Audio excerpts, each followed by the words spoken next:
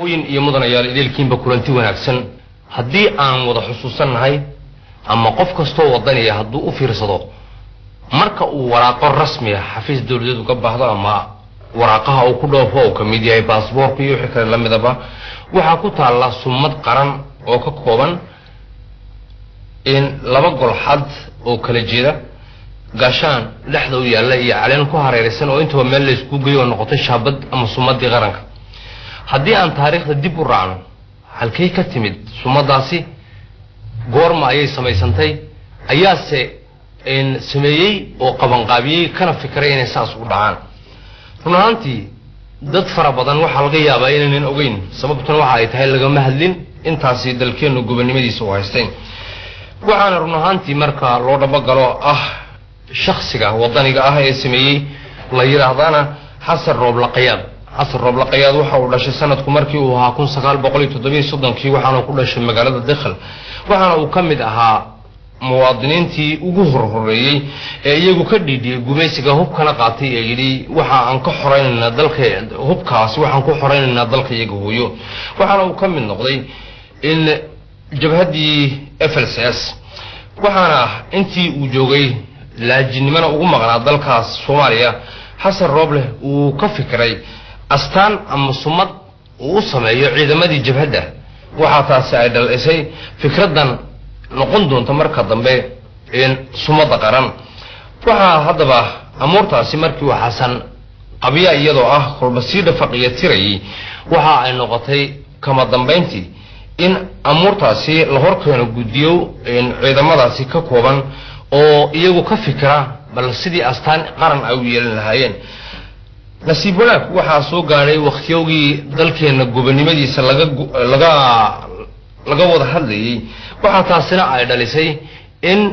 ciidamada ama kooxihii iyagu jabhadaasi FLCS ka socday ay keeneen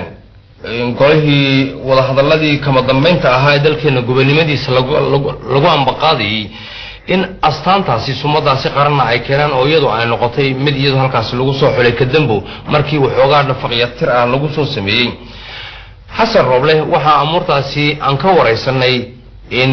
siyaabihi ay u dhacday iyo dul ahaanba waqtigii ay dhacday sidii ay ku dhacday iyo suugaan uu ka tiriyay amuurtaasi isagoo xasan nin abwaana oo gabaya xasan rooble maxaa uu ka shaqeeyay imika waxaan dad la shaqeeyaa ururadan hidihi dhaqanka in waxa kale oo jeclayna ka weydiiyo waxa tahay in qofkii isagu helay ra'yiga in astaantan maamulka dawladda waa in calaamada ra'yigaas goorma ku dhashay sidee buu mataqaanaa aad u gaadhay inaad hirgelisay baa Abubakar wax kasta oo jira oo la sameeyo waxba ku dira sida runta wax la sameeyo oo iska sameysmuun ma jiraan hawl la yaqaabilsiiyay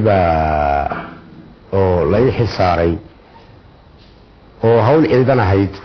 ayaa igu kaliftay in aan sameeyo alaabtayada waxa jirtay jabhadii loo oran jiray jabhadda xoreynta xeebta Soomaaliyeed oo anigu ragii asaasay aan ahayn saacatay aan ka qayb galay 1967 bishii Juunyo ayaa la qaabilsiiyay inaan asaaso ciidamo dagaalama oo naftoodayaala meel caynaho waqooyiga Soomaaliya ku taala oo ku haboon xagga gaboodka iyo xagga dhowrsoonida bayaan degnay kolkaan ku jirnay bil iyo 10 cisho tababarkii ayay la noqotay astaan uga duwan ciidamadan aan la joogno iyo kuwa kalaba in ay waajib tahay inaan sameeyo nimankii ciidamada igu hooseeyay baan u yeedhay waxaan idhi tartan baa la galayaa waxaan sameysanaynaa sumad gooniya oo inooga duwan ciidamadan aan la joogno iyo ciidamo kalaba oo ahaata astaanta ciidamada naftoodayaasha hodhow ilaahay hadii uu ina gaarsiiyana deed walaaliya kulli gobonimada ee astaanta ciidamada qaranka hadii ay u qalanto loo qaadan karo ayaan idhi sidaasan ku sameeyey tartan baa la galay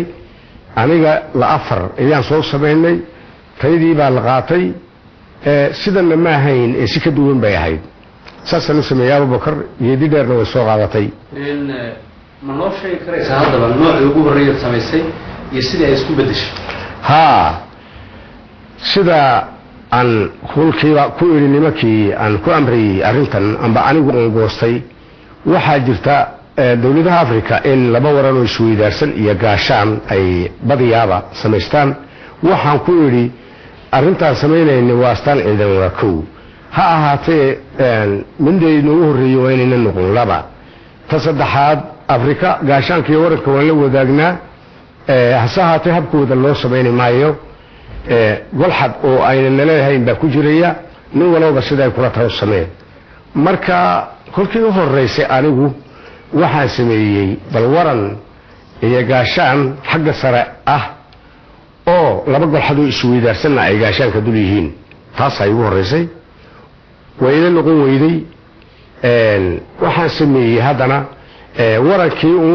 iyo laba golxad oo isweydaarsan xagga hoose ah iyo gaashaanka xagga sare ah wayna noqon weyday waan bedelay sidaa imika ay tahay oo labada golxad ay iska soo horjeedo gacmahana ay lahayn caleemuhuna caleemaha adduunku waa isticmaale caleemtan iska caadiga ah dawladaha iyo shirkaduhu ay samaystaan bay ahaayeen saasay ahayd markii la eedi sidan baa fiican hasaatay anigu kullaba ma gudoomin garaadkaygu sidaa ay maanta tahay waxay ku timiday marshanaadkii golxadadu kala duwo caleemahan calaamo gacmahoon u helo oo aad iyo aad farxad weyn igu ahayd saasay ku dhammaatay waxaanan ka daabacay madbacadda qaranka ee Soomaaliya saasay lagu war xasan marba mar haddaad ka mid tahay ragga dhaqanka iyo hidaha aqoonta wada dalkan Jamhuuriyadda Djibouti ma jira haddaba wax tix ama gabay ama yaraar wax aad ka tirisay amuurtaasi astaanteen imka hadalayn mahadsanid aad iyo aad baan kuugu bogayaa Abubakar aad baad u mahadsan tahay waa abtirsiinteeda iyo sida ay tahay bawaalay waxayna tahay gobanimo haddii loo guntado laguna guulaysto niba wuxuu galaa loo gudaa laysma gaasire ee guyaaliyo guyaal xaajadan go'aanayay raagtay hay yeeshee go'aankeedii fuulay way garanayeen ilaahay gargaar baa ka rogay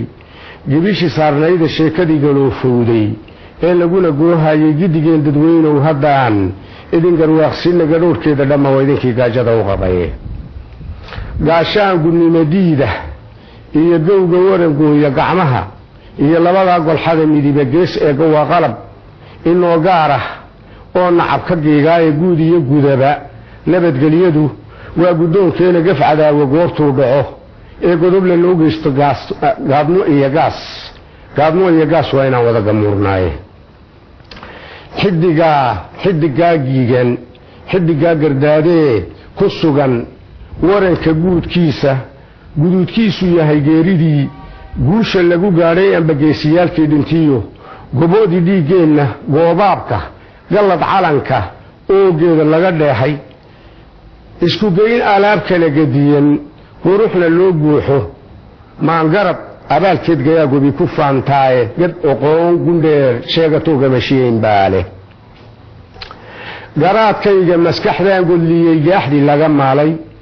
gisirkeenna hiddageesinimo dunida guudkeeda gayigaba tilmaan lagu gartiyo sharafna guuraana guulaha ku dhaartaye anay gooni ii tahaye libtaan goosto howlaha aan galo sidan u guulaysto eebbaha i garansiinayay mahadi gaadhaaye gogol xaadhkii goobanimada iyo galbintii calanka gaadhsiinay goob lagu tartami gebagabayntii iyo guddigii garsoorka u baxaye talada goynayay ee guuleed guddoonsho u ahaa gole intii joogtay waa loo gunuunucay markay gacanta saareen u gallame astaan qarangarte oo geliyo taariikhi gacaltooyo weyn baan u diray gebi ahaantoodi gallad